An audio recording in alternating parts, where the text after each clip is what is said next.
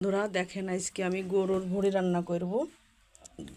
এই যে ভুঁড়ি আর এই যে মশলাপাতি সব নিয়ে নিয়েছি, এখন আমি রান্না করব। দেখেন আপনারা, দেখেন আমি কড়াইতে তেল দিয়ে নিয়েছি, এবার রসুন পেঁয়াজ দিয়ে দেবো। দেখেন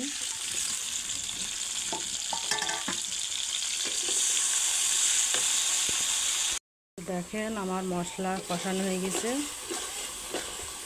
এবার ভুঁড়িটা আমি দিয়ে দেবো মশলার মধ্যে। দেখেন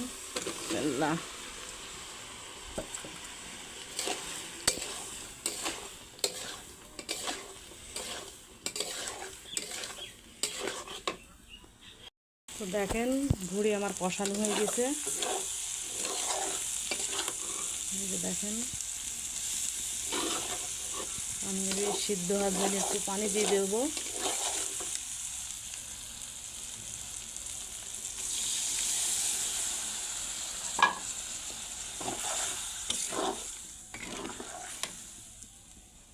দেখেন আমার প্রায় ভুঁড়ি শেষের দিকে।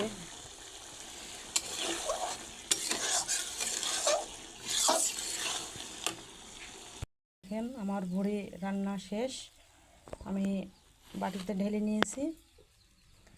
তো সবাই ভালো থাকবেন, সুস্থ থাকবেন।